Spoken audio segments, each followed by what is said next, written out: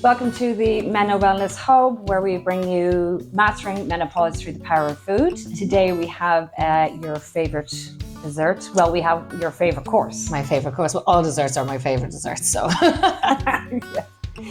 Today we bring you the homely apple and blueberry lattice chopped pie.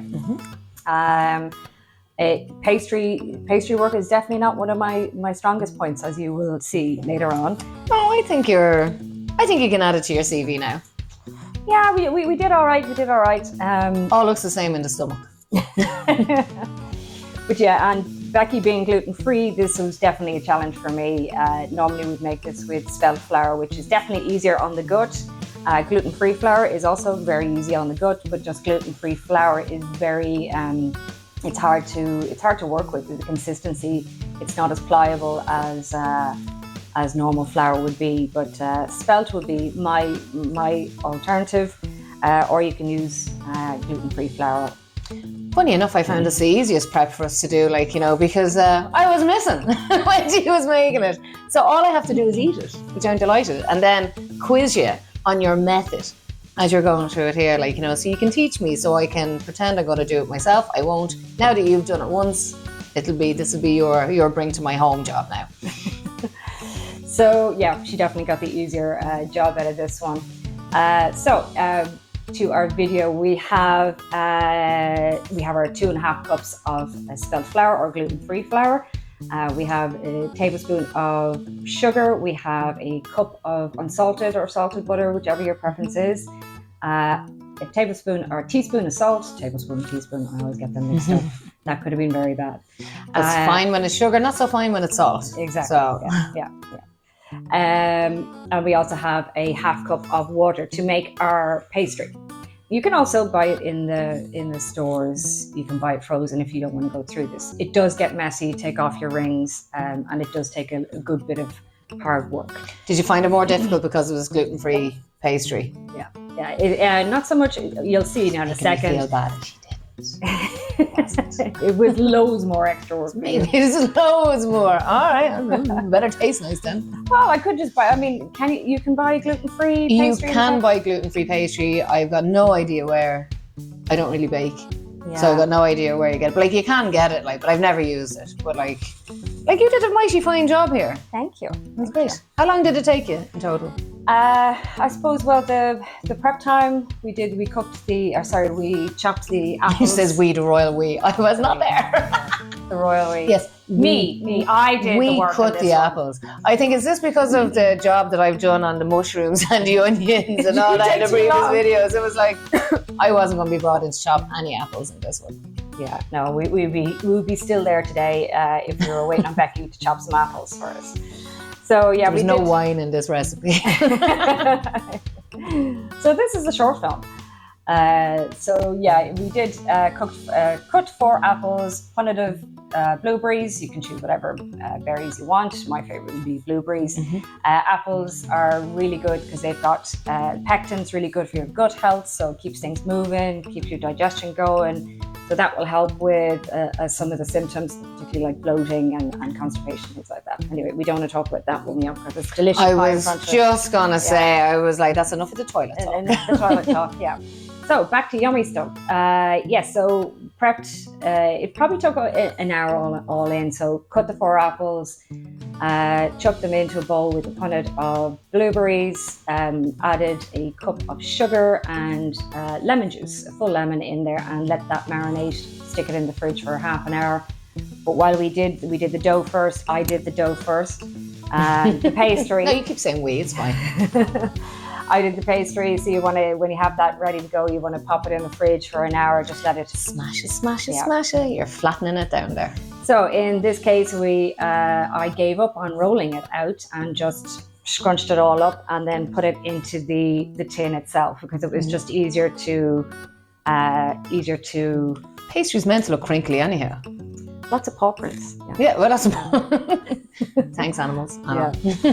I put it in the tin then to mold around the surface. So it was just easier because it was just coming apart. It's much easier. You can see you're literally just cementing it in there. It's like, will you? Jamming it down now because I've already And I can lost see by patience. your concentration phase, you know that the camera's on and you cannot swear because people will be able to see it. Will you? Stop. I was losing my Wash your patience. hands, get it out from underneath the nails. Yeah. I don't, that's one, when you're dealing with dough or pastry, like it just sticks It to the sticks hands. everywhere. Like, Yeah, it does get messy. Mhm. Yeah, for sure. Nice mixing bowl though. It also converts to a salad bowl. Oh, does it? Oh, multi-purpose. I think that's its actual function. But Was a salad bowl, mixing bowl. It's my go-to bowl for everything. It's a mixing big bowl. enough. So yeah. Prep the dough. So you want to cut it in half. The full mixture, cut it in half. So you have half for your base and then half for cutting out your lattice work. So here we have the mixture that we're going to. So that's been marinating in the sugar and the lemon juice for quite a while. So I feel like that smelled like Christmas or something. Like, did it have that real nice smell? I did actually put two teaspoons of cinnamon into that mix as well, just to give it that nice autumnal Christmas. We're coming into that Christmas vibe now. So yeah. And that's what I love about the pies. It does have that kind of homely feel to it, and the cinnamon's baking throughout the house. Then it's just yummy, and it's just driving people nuts. The smell for a little while. So I am losing my patience and running around the kitchen looking for items that I've forgotten already. So see, she says it took an hour, but like maybe 45 minutes, I'd say, after all this flapping's done. It's just because you didn't have your sous chef there. That's all. So, yeah. For me to kind of go, what are you looking for in your kitchen that I don't know where it lives? I don't know where it belongs. So I'm using the greaseproof paper to try to work on the gluten-free dough mix, the pastry mix. As you'll see now, so you want to sprinkle out some flour just to help so it doesn't stick. It still sticks. It does still stick, yeah. It does still stick. And my culinary pastry shaping skills are, you'll see yourself. It's a circle. Wait, did they want to just like in a circle or in a round thing, like, or? So no, you have to cut out these pieces individually. Oh, this shaping thing. Oh, the lattice. Yeah, the lattice. The lattice. Lattice. So I think if you cover the whole thing with pastry, it'd probably be a little bit drier. So that's why, and it just looks nicer. It looks like, And would you not have just? Would you not have done it this way? I'm gonna get murdered on camera here now. Just like roll it out flat and then cut it into the lines for the lattice. Yeah, but that's the thing. When you try and pull it up off the surface, even with all that, it just won't come up. When I make it in 10 months' time, I might try and do it that way. Yeah, let's see. I'll improve on it. I'd like to cut to your attempts to do. Do you know this. what? We will. I think that might be another video down the line now where you can just tell me how to make it. Or you can stand back and watch with the wine and see how I get on with it now. But further on down the line. Let's taste this one first. I'm really looking forward to seeing that, and I'll be sitting there on the corner with me wine. Would you not have? I think we need extra wine in for this. The length of time it's going to take. So yeah.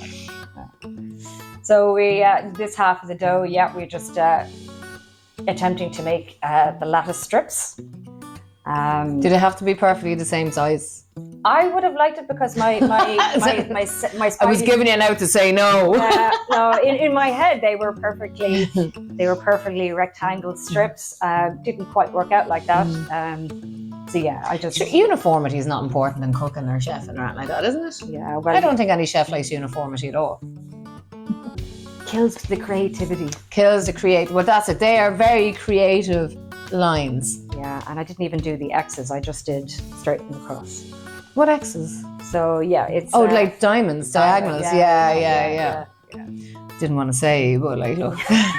You better know. Once we stop rolling, I'm a dead woman. You're getting none of this. I get none of this now. I just can't wait until we can start eating it. So yeah, the prep time does take a little time, but it's absolutely worth it. Absolutely worth it. Yeah, I've made this a couple of times, but as I said before, doing it gluten-free style definitely made my work How many strips should you kind of have going across it now? Because I know, and I need to have answers like that, because if I'm starting doing it, then I go, am I meant to have 4, 8, and 6, 12. You need 12. You need 12. 10 might work either, though. If they're all perfect rectangles, you never know. So we just, We then place it on the pie. the lattice pastry on top, and then we're going to brush them with egg just to give it that nice brown. Wasn't even here, and even I knew that. Well, see, you're skilled at it. I'm telling you there. You're coming along. Always egg on pastry. Always egg on pastry. So yeah, it's we had a couple of mishaps with the pastry separating on liftoff. But yeah, Is that this broken one there? Is that what you mean? Is that hole? Is that hole? But I'm here. Look, it's not on presentation. That's not what you're being judged on today. What you're being judged on today is flavour. So let's see how that happens. The next time you do it, I'll judge you on presentation. But this time we'll just get the taste test out. Well, the taste test is specifically the gluten-free version, because it is. We have had this before. No, I've had this before a few times, but you've never had it because it hasn't been gluten-free. So it's really your fault if it doesn't taste as nice.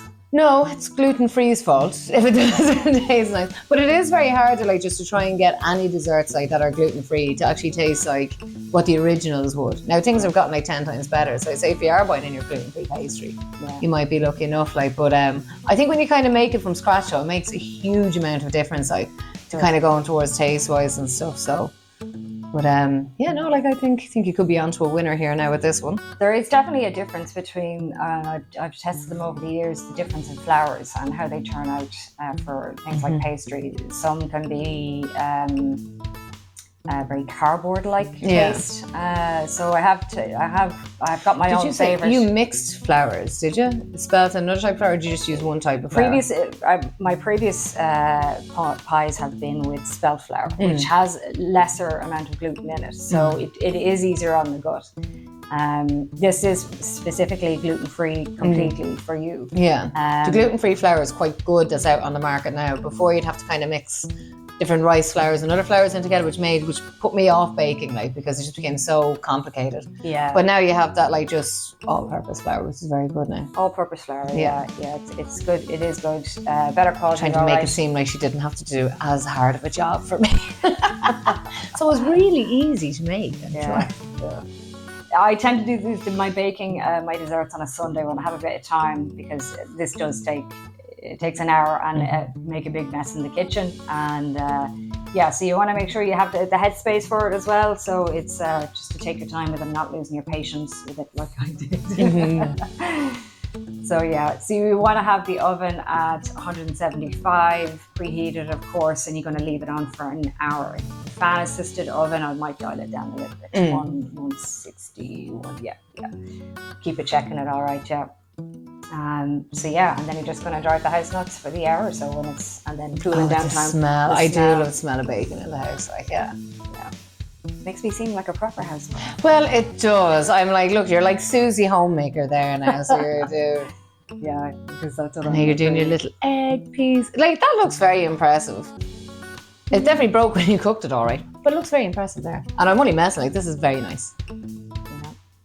So I think, try not to have it taken away from me. This looks lovely. Pop it in the oven for the hour, all right. And now I think it's time for us to have the taste. Oh, do we actually get to have a taste? We'll have a taste of it. Let's just. Ooh. Nice one there. So am I okay to break into this now? Yep. I really don't want to ruin your... after slagging you off over your presentation, which I was totally messing about, it looks very good. I really don't want to break it. We really should be civilised and cut ourselves a square into it, or a triangle. Pie piece of the pie. It's a bit too late now for that. It's too late. Do you know what? I'm going to try the inside first. That's good. The cinnamon is nice. Ooh, that is very autumny tasting. If the season was a pie, this would be autumn. Oh my God. This is very good. That hint of cinnamon is just beautiful. And the two textures with the pastry, with the sugared apple and the blueberries. So our recipes are usually low fat, things like that, but dessert is a whole different kettle of fish. Can't always be good. So you have to live. You have to live, and it has to be a treat at the end of the week after you're working so hard. After I've worked so hard. After you've worked very hard on this amazing pie, of which you're going to send me home with some. So I get to eat it at home. You might get out of the house with it. I'm sorry, you've done a nice little tiny hole, and I'm still flat out now. Oh. There won't be any more noises out of me now because I have to get this all into my mouth. So the last bit of preparation before I pop it in the oven is just a little bit of extra sugar on top and a little bit of extra cinnamon before we pop it in the oven for an hour. So then give it some chill down time as well. Obviously you don't want to burn the mouth out yourself, which I have done on many occasions because I can't wait because I'm too impatient. I'm hoping now this isn't catching too much of this. Would be like chewing ASMR right now. Anybody with misophonia will be going bananas right now listening to this. Very sorry, but it is very nice. What's that final thing you're putting onto there now? That's sweet cinnamon. There's a difference between cinnamon and sweet cinnamon. I've never heard of sweet cinnamon. I don't know, it's just labelled that as. So that's it, folks. Remember to subscribe to our channel, our YouTube channel, Meno Wellness Hub. Comment, tell us what you think, what you've tried of it yourself, and we'll chat soon. Enjoy. See you next video.